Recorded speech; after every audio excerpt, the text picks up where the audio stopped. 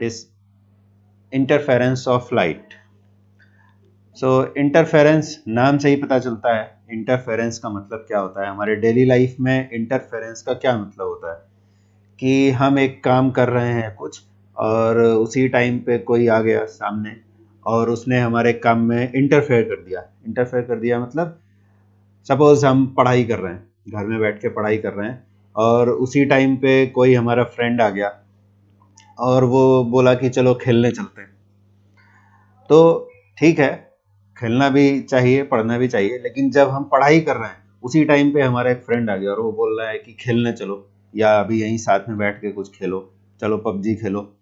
तो उससे क्या होगा, हमारा जो काम चल रहा था यानी पढ़ाई का, वो डिस्टर्ब हो जाएगा और उसमें कुछ जो हमारी इंटेंसिटी थी पढ़ाई में वो कम हो जाएगी। और अगर सेम टाइम पे फ्रेंड आया और वो बोला कि चलो पढ़ाई करते हैं, तो क्या होगा, हमारी इंटेंसिटी जो काम की थी, जो पढ़ाई की इंटेंसिटी थी, वो और ज़्यादा बढ़ जाएगी।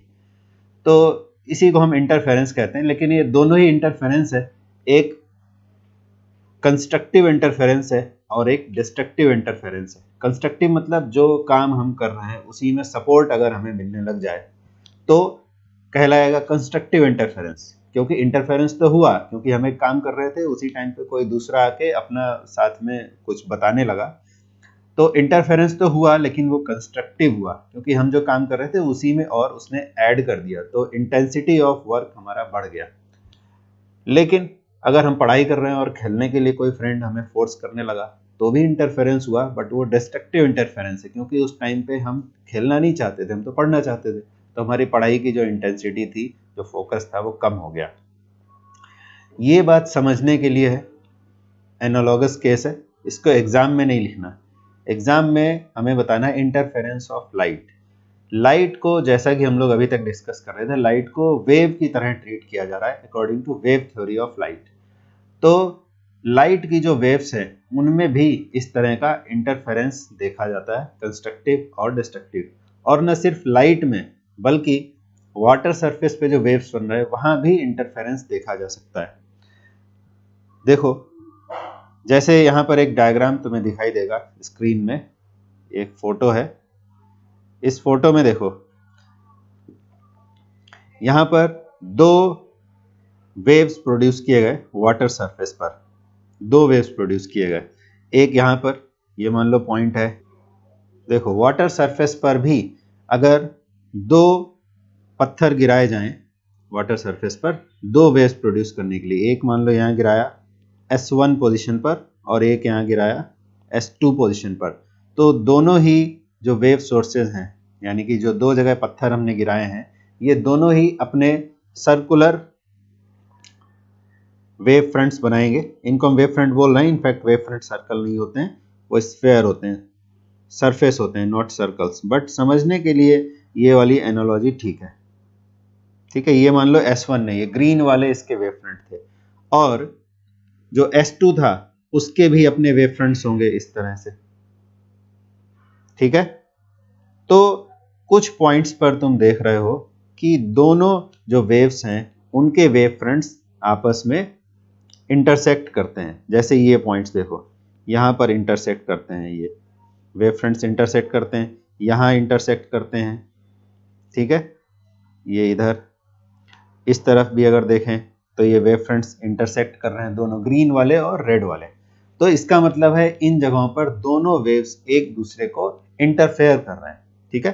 तो इंटरफेरेंस इसी तरह से लाइट वेव्स में भी होता है, बट क्योंकि लाइट वेव्स का इंटरफेरेंस पैटर्न हम ऐसे हवा में नहीं देख सकते, एक स्क्रीन पर इसको देखा जा सकता है, ठीक है। किस तरह का स्क्रीन होगा, कैसे देखेंगे? देखो, ये जो दूसरा वाला फोटो यहाँ दिखाई दे रहा है, इस फोटो में देखो, इसमें दिखाया गया है कि इधर से लाइट आ रही है, ये आ रही है लाइट, ठीक है। इधर से लाइट आई और लाइट को यहाँ दो पतले स्ट्रिप्स हैं, ऐसे लाइन जैसे एकदम पतले। कितने पतले होते हैं कि एक ब्लैक स्क्रीन लो, जैसे कि मान लो एक ग्लास ले लिया, ठीक है, एक ग्लास का शीट, और उस ग्लास के शीट को पेंट से या फिर जो धुआं होता है, काला धुआं, जैसे कोई दिया जलाएंगे ऑयल वाला, उसमें से जो काला धुआं निकलता है, उससे उस शीट को काला कर लो, ठीक है। मान लो कि ये हमारे पास एक ग्लास का शीट था और उसको हमने नीचे से ऐसे धुआं दिखा के काला कर लिया, और फिर इस शीट में ब्लेड से, जो रेजर ब्लेड होता है, शेविंग ब्लेड, उससे ऐसे लाइन बना दो, ठीक है। उतना पतला ये यहाँ पे पैसेज रहता है लाइट को जाने के लिए। जो दो ग्रीन लाइंस यहाँ पे दिखाए गए हैं, ये लाइट के लिए पैसेज है। इनको कहा जाता है स्लिट, ठीक है। क्या बोलते हैं इनको? बोलते हैं स्लिट्स। एक स्लिट ये है S1 और एक स्लिट ये है S2। तो ये दो स्लिट्स क्यों बनाए जाते हैं, इसको हम अभी आगे डिस्कस करेंगे। तो ये दोनों स्लिट्स से पास होने वाली लाइट यहाँ स्क्रीन पर आती है। ये है स्क्रीन, इस स्क्रीन पर लाइट आती है। S1 से लाइट निकलती है, ऐसे लाइट जाती है, और S2 से लाइट जाती है। दो लाइट वेव्स बन जाती हैं, ठीक है। ये वेव है मान लो Y1 और ये वेव है मान लो Y2। तो ये दोनों वेव्स जब यहाँ पहुंचती हैं स्क्रीन पर, तो इनका होता है इंटरफेरेंस। इंटरफेरेंस मतलब जैसे यहाँ वाटर सरफेस पर बनने वाली वेव्स तुम्हें दिखाई गई थी, वाटर सरफेस पर जो बनने वाली वेव्स हैं उनका इंटरफेरेंस होता है, ठीक है। इंटरफेरेंस मतलब ये इनके वेव फ्रंट्स जहाँ इंटरसेक्ट कर रहे हैं, ठीक है।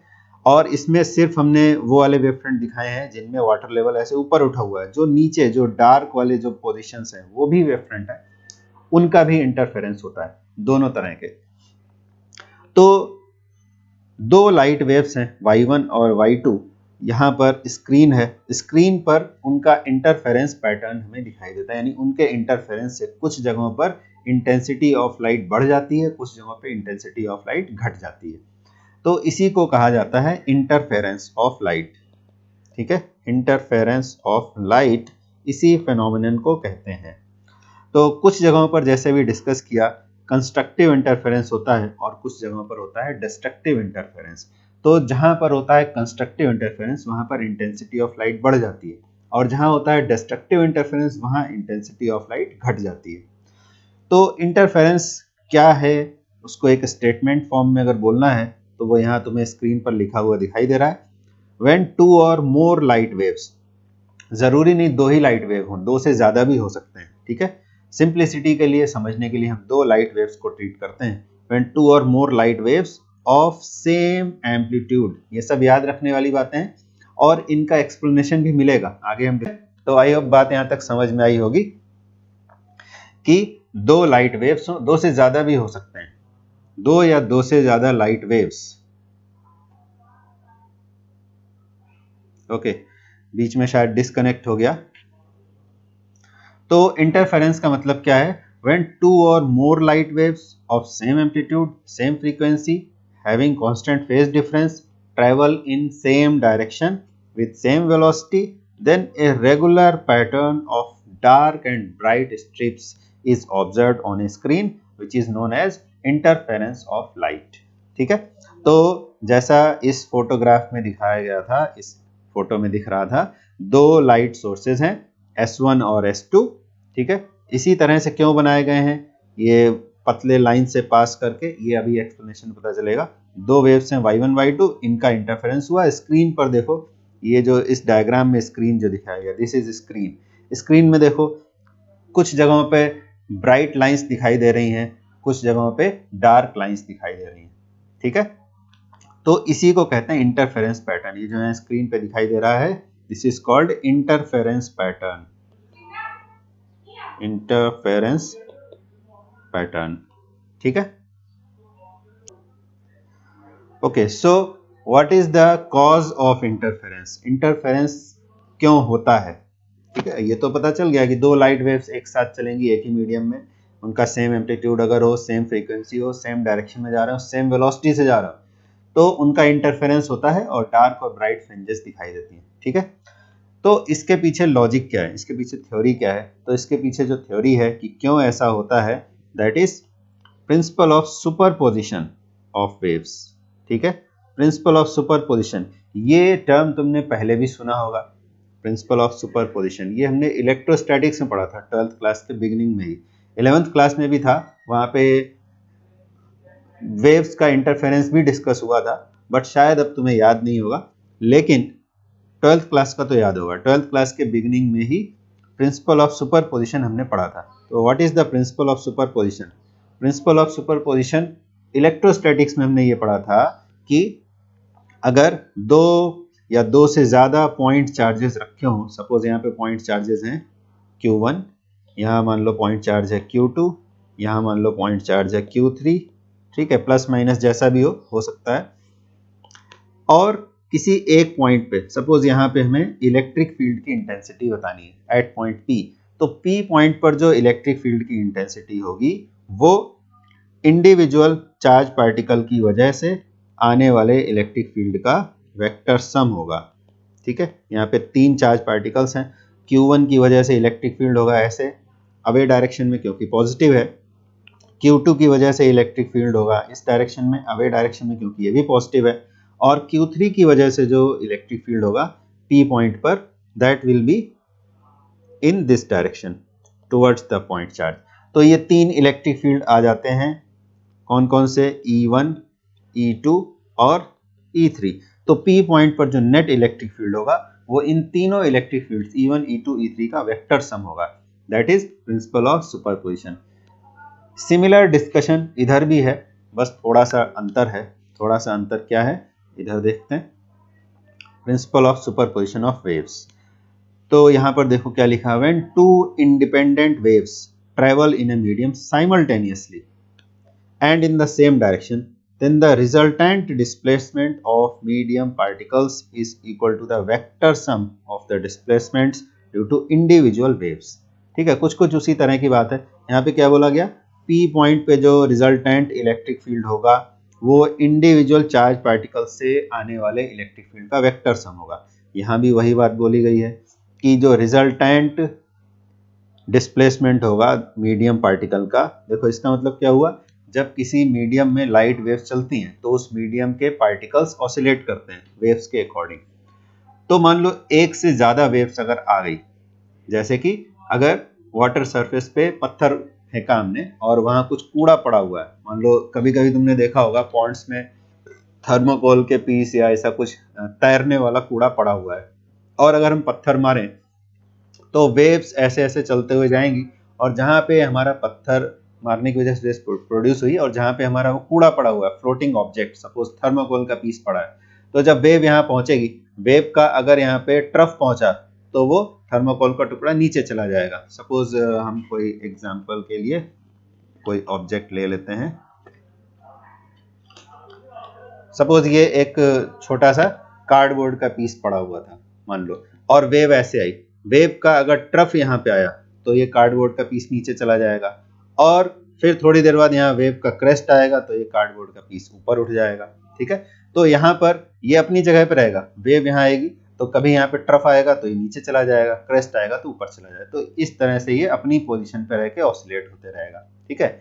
इनफैक्ट ऑसिलेट तो हो रहे हैं water molecules, but water molecules तो दूर से आइडेंटिफाई करना मुश्किल है कि वहां पर ऊपर जा रहे हैं कि नीचे, तो हमने वहां पे एक जो कचरे का पीस पड़ा हुआ है उसको ऑब्जर्व किया, तो ये इस तरह से ऑसिलेट हो रहा है, मीडियम पार्टिकल्स इस तरह से ऑसिलेट हो रहे हैं क्योंकि यहाँ पे वेव का कभी ट्रफ आ रहा है तो कभी क्रेस्ट आ रहा है।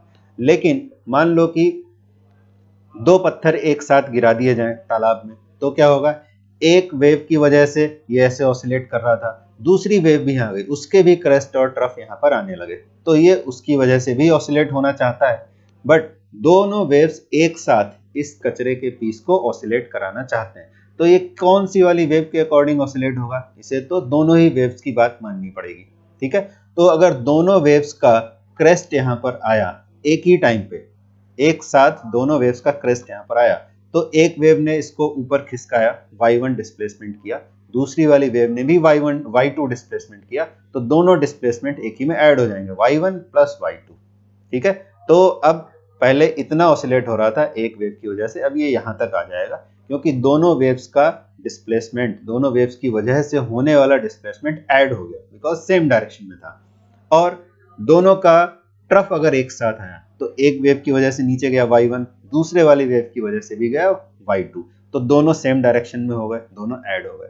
तो यहाँ पर अब जो ऑसिलेशन एक वेव की वजह से इतना हो रहा था, अब दोनों वेव्स क्योंकि सेम फेज में यहाँ पहुंच रहे हैं, फेज का मीनिंग क्या है ये हमने पिछले क्लास में डिस्कस किया था, सेम फेज का मतलब है कि वो पोजीशंस जहां पर सेम डायरेक्शन और सेम मीन पोजीशन से सेम डिस्प्लेसमेंट पर पार्टिकल्स होते हैं, तो दोनों वेव्स अगर सेम फेज में यहाँ पहुंचे तो ये पार्टिकल तेजी से ऑसिलेट होने लगेंगे, क्योंकि इसमें दोनों वेव्स की वजह से होने वाला डिस्प्लेसमेंट था वो ऐड हो गया।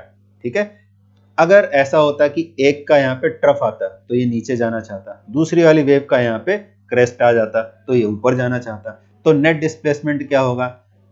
अगर क्रेस्ट वाला डिस्प्लेसमेंट ज्यादा है तो उसमें से ट्रफ वाला माइनस हो जाएगा, तो नेट डिस्प्लेसमेंट ऊपर की तरफ हो जाएगा। ठीक है, आई बात समझ में? मतलब वेक्टर सम हो जाएगा। y1 मान लो फर्स्ट वेव की वजह से डिस्प्लेसमेंट है और y2 सेकंड की वजह से। अगर दोनों सेम डायरेक्शन में है तो दोनों ऐड हो जाएंगे, अगर अपोजिट डायरेक्शन में है तो जो बड़ा होगा उसमें से छोटे वाला माइनस हो जाएगा, तो नेट डिस्प्लेसमेंट अकॉर्डिंगली घट जाएगा। ठीक है, तो ये है principal of superposition of waves. देखो यहाँ पे स्टेटमेंट को फिर से देख लो एक बार।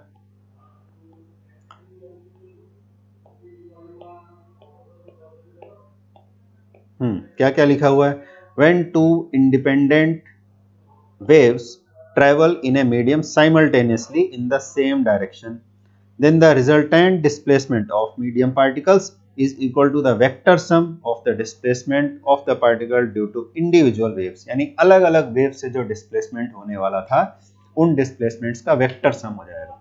दोनों सेम डायरेक्शन में तो दोनों ऐड हो जाएंगे, अगर अपोजिट डायरेक्शन में तो सब्ट्रैक्ट हो जाएंगे। देखो इस डायग्राम में एक्सप्लेन किया गया है, यहां पर देखो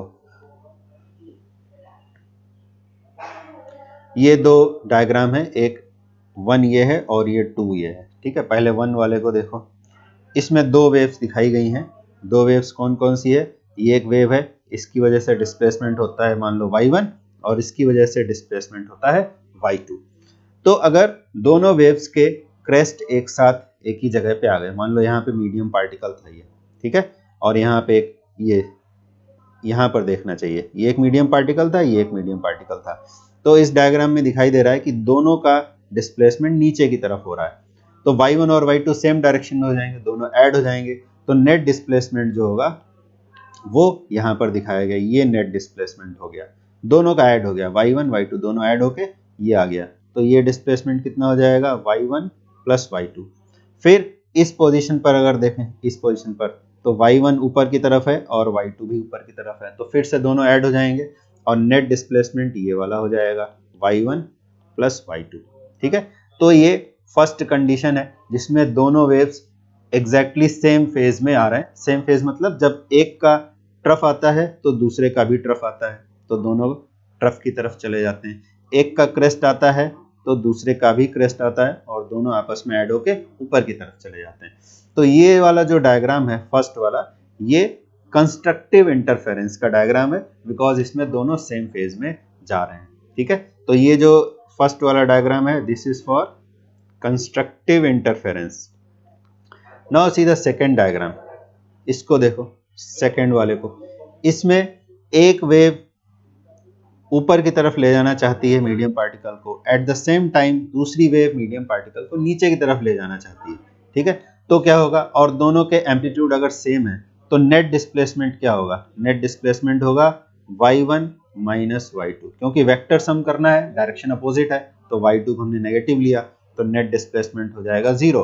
तो यहाँ पर देखो, यहाँ मीडियम पार्टिकल कहीं नहीं गया, ना तो y1 के अकॉर्डिंग इसने मूव किया और ना ही y2 के अकॉर्डिंग मूव किया, इसी जगह पर रह गया, मीन पोजीशन पर रह गया, क्योंकि दोनों का एम्पलीट्यूड सेम था। ठीक है, और फेज एग्जैक्टली अपोजिट था, इसलिए यहाँ पर नेट डिस्प्लेसमेंट हो गया 0। इस वाले पार्टिकल को अगर देखें, इस वाले पार्टिकल को, तो इसमें y1 नीचे की तरफ है, ज्यादा ही थिक पेन ले लिया, ओके, तो इसमें देखो y1 नीचे की तरफ है और y2 ऊपर की तरफ है, तो फिर से नेट डिस्प्लेसमेंट हो जाएगा 0। समझ में आई बात? इस पार्टिकल को देखें, यहां भी ऐसा ही हुआ, एक वेव पार्टिकल को ऊपर ले जाना चाहती है और एक वेव नीचे ले जाना चाहती है और दोनों का एम्पलीट्यूड सेम है, तो नेट डिस्प्लेसमेंट हो जाएगा 0। ठीक है, तो यहां जो एग्जांपल दिखाया गया है इस डायग्राम में, this is for destructive interference, यहां पर हो रहा है डिस्ट्रक्टिव इंटरफेरेंस। क्लियर? इसको हम लोग आगे डिस्कस करेंगे, इसको बोलते हैं Young's double slit experiment, that will discuss later. तो अब हम फिर से इस डायग्राम पर आते हैं, ये वाला जो डायग्राम था। Okay, this arrangement is called Young's double slit experiment. Young एक रिसर्चर थे, थिंकर थे, उनका नाम था, ठीक है। तो इसको कहते हैं यंग्स, थॉमस यंग नाम था उनका, Young's double slit experiment. This arrangement, ये जो पूरा अरेंजमेंट दिखाई दे रहा है इस फोटो में, इसको कहते हैं Young's double slit experiment. Short में इसको YDSE भी कह सकते हैं, YDSE। तो यंग्स डबल स्लिट एक्सपेरिमेंट में इन्होंने ये थ्योरी जो थी उस थ्योरी को एक्सपेरिमेंटल सेटअप में कन्वर्ट करके देखा और पता चला कि हाँ इंटरफेरेंस होता है, ठीक है। तो एक्सपेरिमेंट के बारे में हम डिस्कस करेंगे आगे। पहले हम कैलकुलेशन पार्ट में जाते हैं कि दो वेव्स की वजह से जो इंटरफेरेंस पैटर्न हमें दिख रहा है उसमें इंटेंसिटी ऑफ लाइट क्या होगी, उनका इंटरफेरेंस मैथमेटिकली हम कैसे कैलकुलेट कर सकते हैं। तो जो दो इंटरफेरिंग वेव्स हैं, दो से ज्यादा भी हो सकते हैं, बट कैलकुलेशन की सिंप्लिसिटी के लिए हम दो वेव्स को ही अभी कंसीडर करेंगे। तो मान लो दो वेव्स हैं, लेट टू इंटरफेरिंग वेव्स,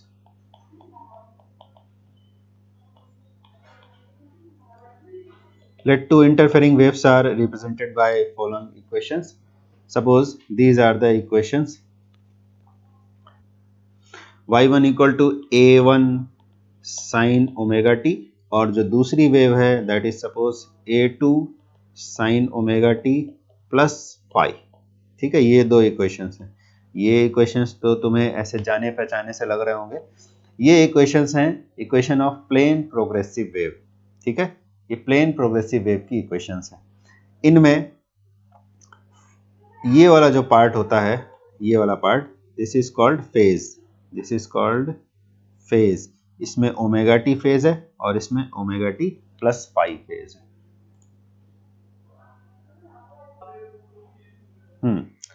तो इन दोनों वेव्स का जब सुपरपोजिशन होगा, यानी दोनों वेव्स जब एक ही डायरेक्शन में चलेंगे एक साथ, तो इनका होगा सुपरपोजिशन। सुपरपोजिशन कैसे कैलकुलेट किया जाएगा? According to principle of superposition. तो प्रिंसिपल ऑफ सुपरपोजिशन जो हमने अभी पढ़ा था वो क्या था कि किसी भी मीडियम पार्टिकल का जो नेट डिस्प्लेसमेंट होगा वो दोनों इंडिविजुअल वेव्स की वजह से होने वाले डिस्प्लेसमेंट का वेक्टर सम होगा, ठीक है।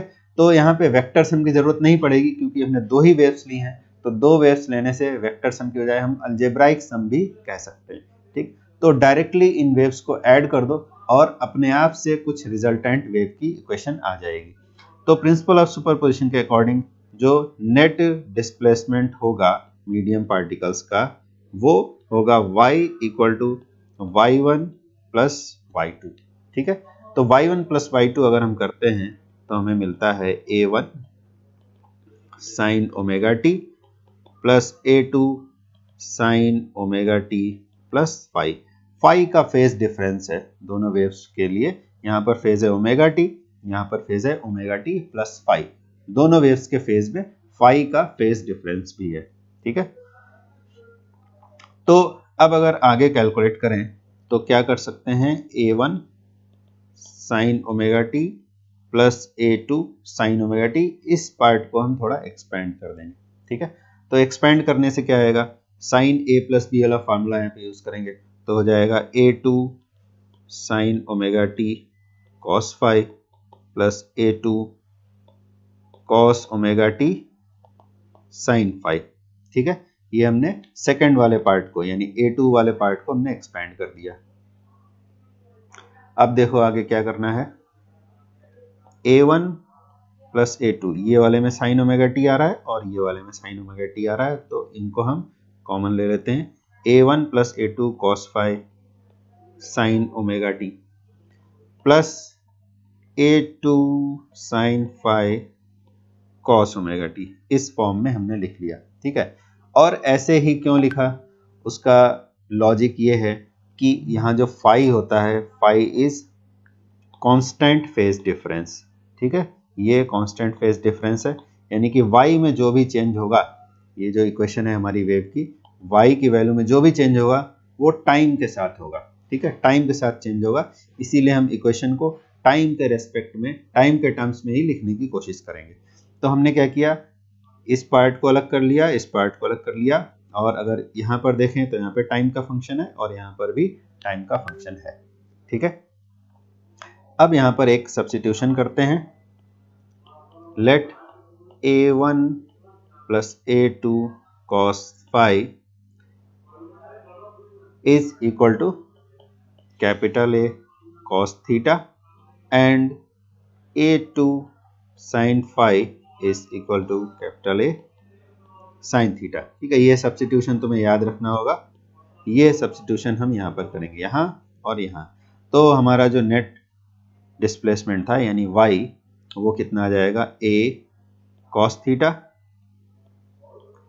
Into sine omega t plus a sine theta into cos omega T. अब देखो यहाँ पर हम फिर से फार्मूला अपना यूज करेंगे ट्रिग्नोमेट्री वाला, और हम फिर इसे लिख सकते हैं इस फॉर्म में। तो इस एंगल को मान लो तुम एंगल A और इस एंगल को मान लो किस वाले को, A cos थीटा। ओके, इसको मान लो A और इसको मान लो B। ठीक है, तो पहले तो कैपिटल A कॉमन ले लेते हैं। कैपिटल A कॉमन लिया, इधर हमें मिलेगा sign omega t cos theta plus cos omega t sine theta. ठीक है, इसको एंगल A मान लो और इसको B मान लो, तो ये हो जाएगा sine A cos B plus cos A sine B। This will become equal to A sine omega t plus theta. ये हमारी रिजल्टेंट वेव की इक्वेशन आ जाएगी। ठीक है, this will be the equation for resultant wave. Okay, ये resultant wave की equation आ गई। अब रिजल्टेंट वेव का मतलब हुआ कि जो दोनों वेव्स एक साथ मीडियम में चल रही हैं, उनसे जो एक वेव बनी है उसका एम्पलीट्यूड क्या होगा, क्योंकि एम्पलीट्यूड से ही पता चलता है कि जो मीडियम पार्टिकल, जैसे हमारा ये कचरे का पीस था, ये मीडियम पार्टिकल्स को रिप्रेजेंट करता था, तो मीडियम पार्टिकल का नेट डिस्प्लेसमेंट कितना होगा मीन पोजीशन से। ठीक है, तो एम्पलीट्यूड का मतलब क्या होता है, मीन पोजीशन से मैक्सिमम डिस्प्लेसमेंट कितना होगा। तो ये जो रिजल्टेंट वेव आई है, इसके अकॉर्डिंग ही इस कचरे के पीस का एम्पलीट्यूड आएगा। तो वो कितना आएगा, कैसे कैलकुलेट करेंगे, और डिफरेंट टाइम पर, डिफरेंट फेज डिफरेंस पर जो रिजल्टेंट वेव है उसका डिस्प्लेसमेंट कितना आएगा, वो हम यहाँ से कैलकुलेट कर सकते हैं। तो इंपॉर्टेंट रिजल्ट एक तो ये है जो इस बॉक्स में हमने डाला है, important things are always kept in a box. और दूसरी इंपॉर्टेंट चीज कहाँ है, दूसरी इंपॉर्टेंट चीज ये है, this part is also important. ठीक है, ये जो इक्वेशन 3 जिसको लिखा है और ये 4, तो इक्वेशन 3 से, 3 एक्चुअली दो इक्वेशंस का सेट है, एक ये इक्वेशन और एक ये इक्वेशन, दो इक्वेशंस का सेट है इक्वेशन 3। यहाँ से हमें a cos थीटा और a sin थीटा, इनको अगर हम स्क्वायर करके ऐड करें फ्रॉम 3, देखो राइट साइड में है a cos थीटा और a sin थीटा, अगर स्क्वायर करके ऐड करेंगे तो आएगा a square cos square theta plus sine square theta equal to क्या आ जाएगा, a1 plus a2 cos phi whole square plus a2 sin phi whole square, ये आया। अब आगे का जो हमारा डिस्कशन है वो पूरा इसी पर बेस्ड है। ठीक है, तो लेफ्ट साइड में cos square plus sine square theta, cos square theta plus sine square theta, ये तो 1 हो जाता है, बचपन से ही पता है। तो इधर क्या मिल जाएगा, a स्क्वायर इक्वल टू, अब देखो इधर क्या होगा और इधर क्या होगा, इस होल स्क्वायर को हम पहले थोड़ा और एक्सपेंड करेंगे तो मिलेगा a1 square plus a2 square cos square phi plus 2a1 a2 cos phi. ठीक है, इसको एक्सपेंड कर दिया यहाँ से लेकर यहाँ तक, और इधर a2 square sine square phi. ठीक है, ये राइट साइड में आ गया। अब यहाँ भी देखो, इस पार्ट को देखो a2 square cos square phi, और इस पार्ट को देखो a2 square sine square phi.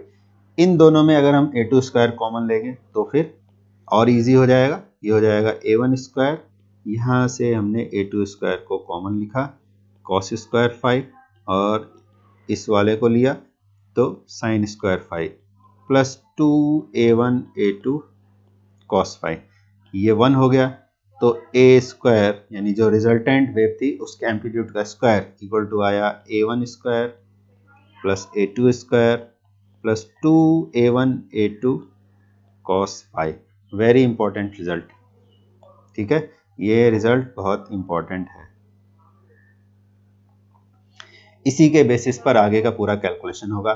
तो ये ए क्या चीज था, ए था amplitude of the resultant wave, ये था एम्पलीट्यूड ऑफ रिजल्टेंट वेव, इसका स्क्वायर है।